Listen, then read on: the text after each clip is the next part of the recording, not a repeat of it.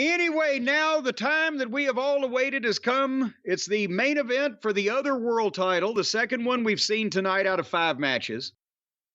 But it's got Drew McIntyre in it. And boy, howdy. And poor old Damien Priest. We'll talk about his trip around the world in a second. But this was, Priest is the heel. So he was booed more than he's ever been in his life, probably, because not only was he the heel, but also he's against the hometown hero, who in this country would kind of be a heel. So the crowd was loud, and this benefited this match somewhat, and then they just worked their ass off the rest of the way. But I like they had the decibel meter. Did you see that for all these? That was a great idea. All these international shows where they're going in front of these crowds that are just going batshit insane because they never get to see this. They got to do that. But I don't know how they do if they did it in Austin, Texas. But nevertheless, they had a good match. There was a few things that I think Priest, he's trying hard, but still, I don't know how to explain it. He hasn't come all the way out of his shell or found that last gear where you could see him in the goddamn ring in the 90s with Stone Cold, right? Which a lot of these other guys that have broken through to that upper echelon, you can with Drew, you can with Punk, you can with Cody, you can with Gunther. But work-wise in the ring with Priest, it's almost, but it's not quite. But everything that Drew does, he's the best he's ever been right now. And he moves great for a guy that size. But then Priest had Drew on the floor, and he was going to do one of those deals where he runs and he steps up on the middle rope and he cannonballs over the top and lands on Drew McIntyre. And when Priest put his right foot on the middle rope and put his weight on it, it fucking slipped off. Those ropes, again, they're dodgy. I fucking hate them instead of cables. It could have been sweat, whatever. But when he did that, he did the version of the Hangman with his ankle instead of his neck. And everybody was freaking out about, whether he broke his leg or he tore his ankle or whatever. He flipped forward at a high rate of speed and almost went headfirst into the apron. It should have either knocked him out or broken his neck, but he was an inch off one way of doing that. And then he was tied there for a shoot, and the referee for a shoot could not untie him. Until you get back up and go back over the top rope the way you came, no human being is going to get you out of that goddamn rope. I can promise you. So that's what, when McIntyre realized that he was okay and he hadn't knocked his brains out or broken his leg, he started working with him again, and he helped him in a working way, bringing him over so that he could beat him to get back over the top and get him untied. Have you ever seen a bump like that in your life? I've seen people get caught in the rope going over. I've seen people trip. But again, like you said, the way he came around and just head first, it looked like head first. It wasn't it wasn't right there. It was from the distance, he got everything. But it looked like he got whiplash. It looked like he whipped his head right into the apron. Yeah, it was miraculous that he didn't have serious head or neck damage, not the leg. The leg was, the leg was fine. The ankle wasn't going to go anywhere. It was right there in those ropes. Well, considering he wasn't decapitated, it actually played well into the rest of the match. Well, and he kept his ears, unlike Mick. That's the same thing. Mick did that with his neck. That's the Hangman. That's where he lost the ear. That's what you're talking about. You couldn't get out of there. He couldn't just slip out. He slipped out. He ripped his ear off. So anyway, and Priest shook it off, and they had their match, and they went through the big yay boo exchanges, and they did great false finishes. I won't bore everyone with enumerating him, but they had big shit that Priest did a hurricane run off the top rope, turned around into a fucking claymore. And then I got to admit, at first I was like, what the fuck? That was kind of the shits. But then I saw where they were going. When the referee was in the corner and both guys were backing into the turnbuckle and the referee dove to the floor out of the way. But he landed it kind of, well, he took a dive. An Alfred Neely bump. Well, he didn't even really take a bump, is that he just jumped out on purpose and acted like he twisted his goddamn ankle, right? And I'm like, what the fuck? But then, as he was trying to get back in, that's when they both lurched into the ropes and knocked him off the apron, and then he took a bump into the fucking barricade and everything, and boom, okay. So now, Drew hits the Claymore kick and covers, and the crowd is counting out loud like to 10. And then you see the long camera shot, the aisleway. There's somebody running down. It's a second referee. I see the referee shirt. And then the handheld camera at ringside. Behind the second referee, sliding in. You see his ass. You see his shirt. You see him count 1, 2, and stop. And then Drew looks up and sees who it is, and then the camera on the other side in the perfect position sees that it's CM Punk. And he's held up the count. And and the people realize it's Punk, and they see him on the screen when they're in the cheap seats. And they stand up and face off, and Drew snatches Punk and gets a huge pop.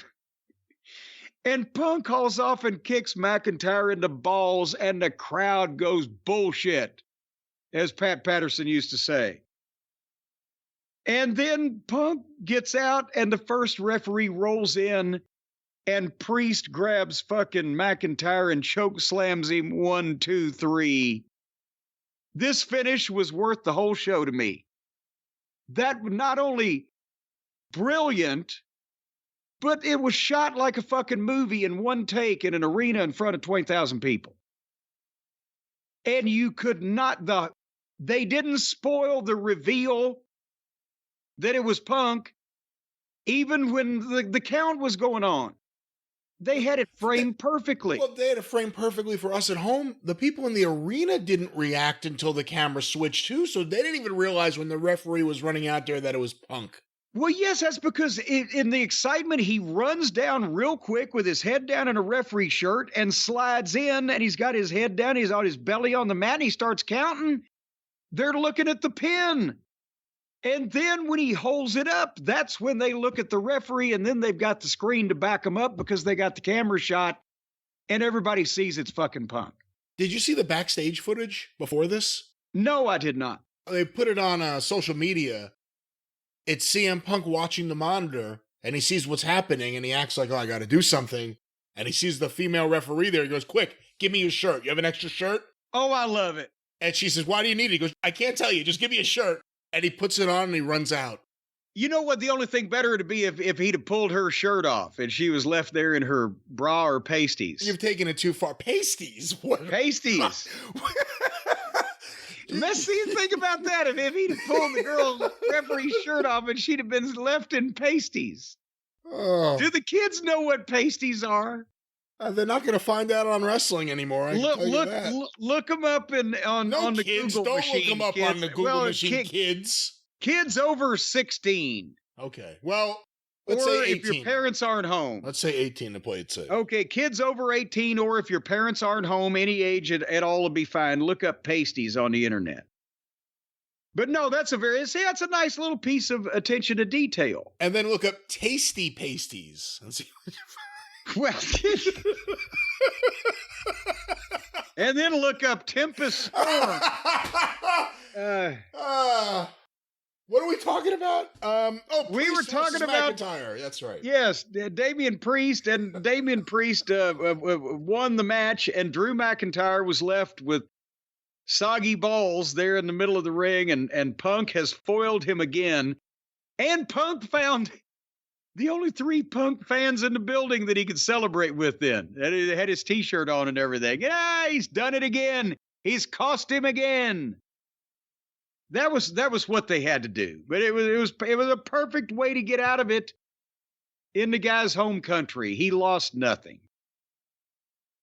Would you agree that the next thing that happens between these two has to be Drew doing something to Punk? Punk's gotten over on him a few too many times since he's been injured. Well, but again, it depends on exactly what Punk's physical status is, not only for when he can take bumps, but when they're going to have the match. You don't these in and out, stick and move, hit and run, when you least expect it, I'll fucking fuck you some kind of way type of they're keeping it fresh. But until you know the date and the place and the time of the match, I don't think you want Drew to return the favor and get too physical on Punk and do something you want to wait till you know you're going to be promoting it. All right. Well, your idea of him ripping her shirt, it's like every one of your ideas is like out of an 80s teen movie. It's just like, well, just rip her shirt off and she happens to have perfect breasts. That happened in the 70s too, I'll have you know. Not so much in the 60s. Those tits were a little droopy. They had manners. And in the 50s, they looked like bullets.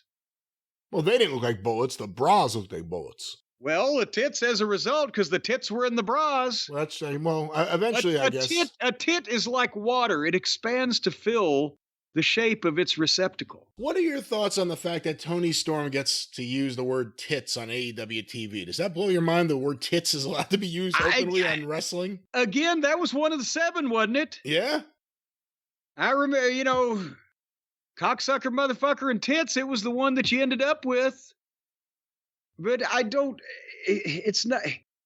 It seems like that if you can break some norm of society or rule of broadcasting or do something that still might be considered unusual or not acceptable behavior everywhere, that you waste it on throwaway comedy shit instead of having main event people use anything in some kind of way to be serious and draw money.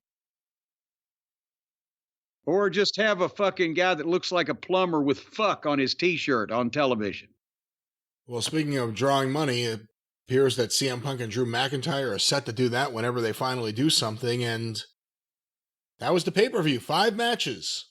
The fans seemed happy with it. Yes, they couldn't wait on the way home. They were stopping at ATMs to get more money out to mail in to the fucking WWE to thank them. It's insane. I want to find out how big a crowd will support how few matches. You know what I mean? Like, I want to see, can they get a building filled for 2 matches? It depends. The right 2 matches, I bet they could. And then back in the old days, as in the early 70s, the Memphis Mid-South Coliseum could sell out on a 3-match card. I'll have you know. And they got a lot of them, too. The problem was the promoters had too much money, so they said, all right, we need more wrestlers, more people to give money to. But anyway, do we need more people to give us money, or have we fulfilled our commitments for this week? I think we're good until the drive-thru, which will be an action-packed drive-thru.